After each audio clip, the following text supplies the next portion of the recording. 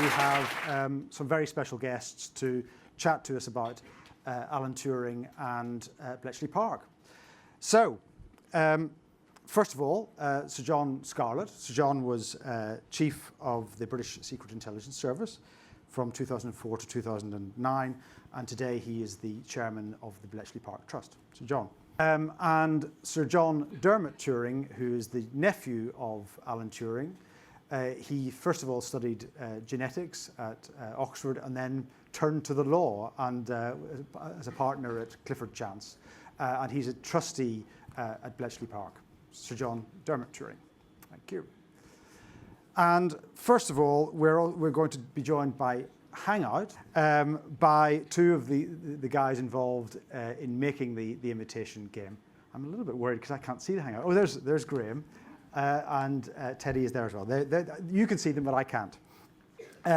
Graham is the scriptwriter and executive producer of The Imitation Game, and the script of the film topped the 2012 Blacklist, which is Hollywood's list of the best unproduced screenplays, and it got the highest score in the history of the Blacklist. I'm delighted to see that the script has now made its way into the film. And also on the Hangout, in the smaller thumbnail there, Teddy Schwarzman, who is the founder and principal of Black Bear Pictures, and he oversees all the operations, the development, the production, and the planning of the films. So we're going to chat to them in a second, but first of all, we're going to kick off with a clip from the film.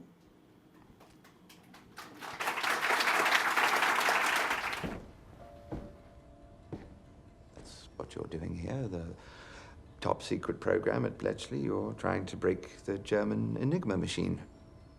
What makes you think that? It's the greatest encryption device in history, and the Germans use it for all major communications. If the Allies broke Enigma, well, it would turn into a very short war indeed.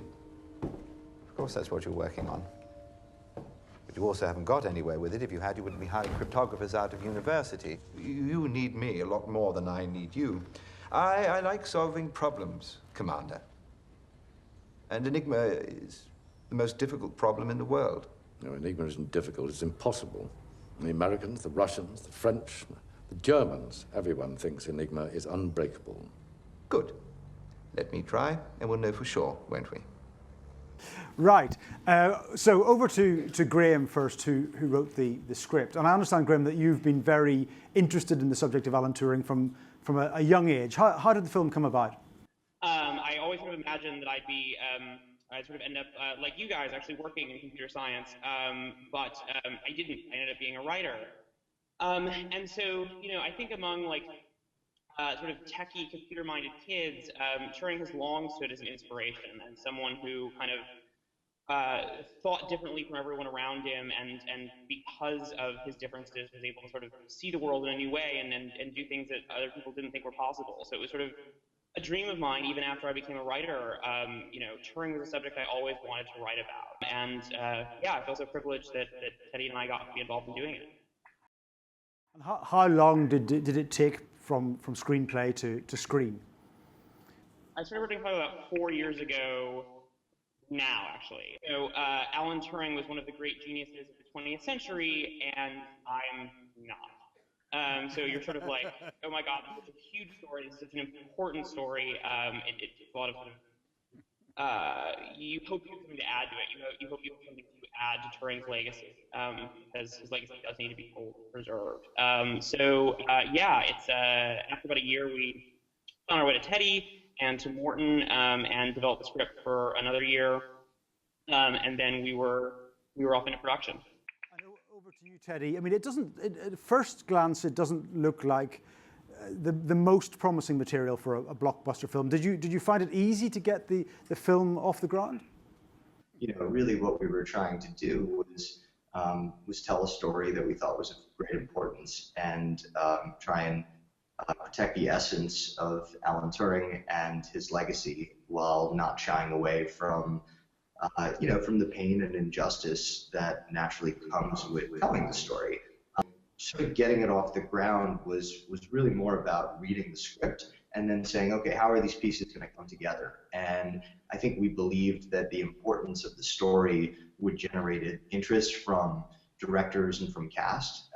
You know, I think the interest on the casting side and people like Benedict Cumberbatch and Keira Knightley and Mark Strong and Charles Dance. I mean, that was something we were so incredibly lucky to have. Great that the story has travelled so far internationally. So Graham, I mean, had you visited Bletchley Park before you got interested in making the film? I hadn't visited Bletchley before making the film, but sort of at various stages in the writing process, sort of a mid-stage, I went and visited Bletchley, and it's amazing to walk around there. And even you can go in and sort of touch the machines, and I think it's something as a writer, that sort of tactile experience of kind of seeing it in front of you, touching the walls. It's like, it reminds you of the sort of responsibility when you're telling a story like this. Like, this is a true story. This is about real people. This really happened, and so we all felt, and I know Teddy and Morton and Benedict, Keira, everyone felt this tremendous responsibility to be able to tell this story accurately and fairly and do it justice. How much of the film was actually shot at Bletchley Park? I think it was about 4 days out of just a little over 40.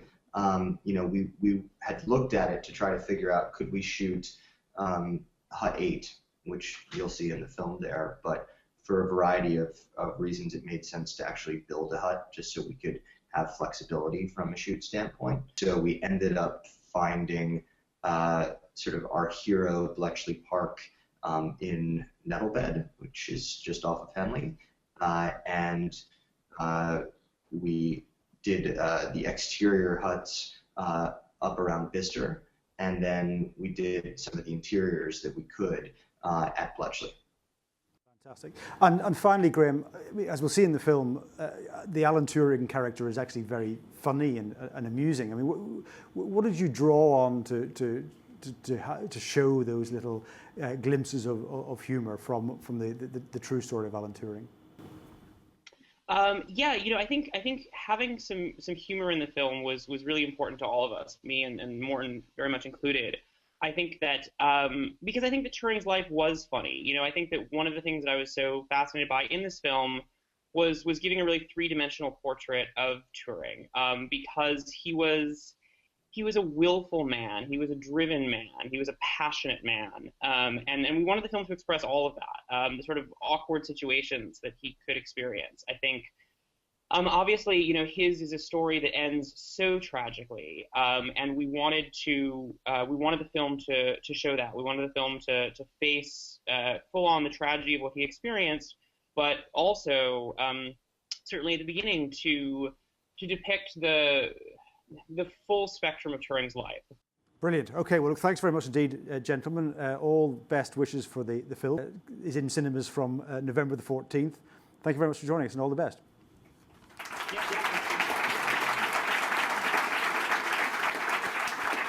Right, so now we're going to see another clip, and then we're going to turn to the gentleman from Bletchley Park. This next clip is called Christopher, and is about the beginnings of the digital computer.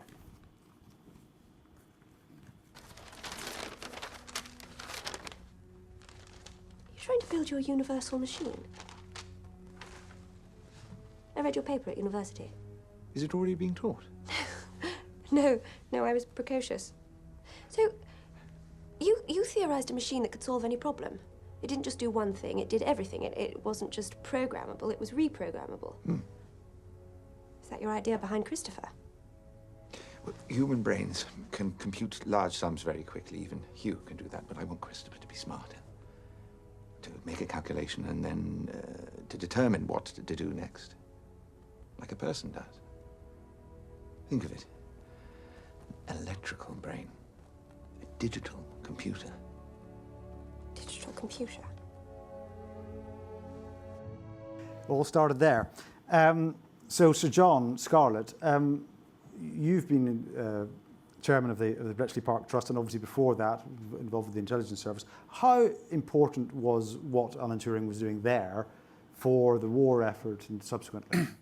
What was done at Bletchley, which was actually technically part of MI6, the Secret Intelligence Service at that time, although in practice and in reality it is the antecedent of GCHQ. What was achieved there is Well, it probably is the single biggest continuous achievement in intelligence terms ever. It's hard to overestimate the significance of what is achieved, and we need to remember that history when you watch the personal story in the film. So John Scarlett gave us the sort of importance in military terms. Tell us about the importance in computing in scientific terms of what went on at Bletchley Park. Yeah, this is quite interesting. I mean, there's this rather charming scene between Kira and Benedict that you see where they talk about this sort of like idea of a universal computer. So you might get the sense that this machine that's built in the movie that's called Christopher, I won't explain why because I don't want to spoil it for you, but this machine called Christopher is like the world's first electronic computer. There's a lot of Anglo-American tension about who actually made the world's first stored program electronic computer, and there are lots of first stored program computers, there's lots of first electronic computers and so forth, so there's many claims around this. And now we do have a very special guest with us today. Anne is related to a Googler, I believe, and worked on the bomb machine at Bletchley Park in the war. Can you tell us what you did there? I worked on the bomb at Bletchley Park. Is there anybody else here who worked at Bletchley Park at that time? No. I'm obviously the oldest person here then. Well, I think it'll be a marvellous film. I've read about the man who's playing the part, and it seems to me he's, will do a very good job.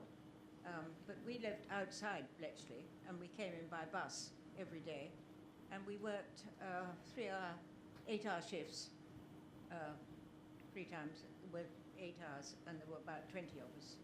And it was very exciting if the bomb brought up the right setting, and we sent off, and then occasionally Hut 6 would tell us what we'd done. Not very often, but just occasionally we were told what had happened. Thank you so much for coming, and many thanks for what you did.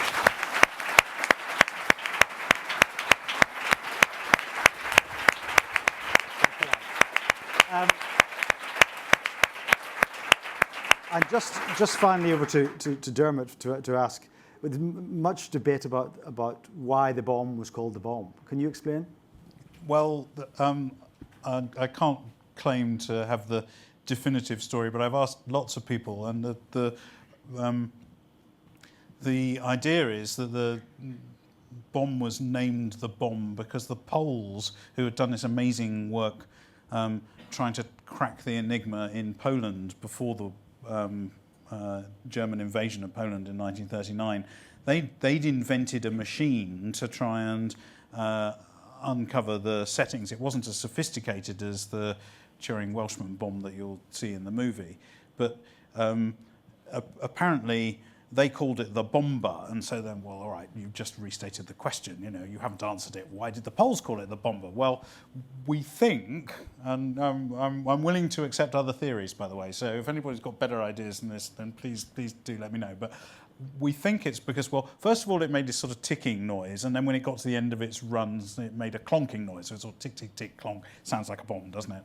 But apparently also, the Poles used to go out and have a sort of mid-afternoon snack where they go around to the local cafe and they just order an ice cream, which is, like a bomb, like the French dessert. It's a bomba in Polish. So they did that. But I think the real reason is this, that if you've got something that's really, really good, if you're German, you say prima, or if you're French, you say super. And the theory, Sir John and I have this theory that if you're British, you say, I say, that's not bad at all.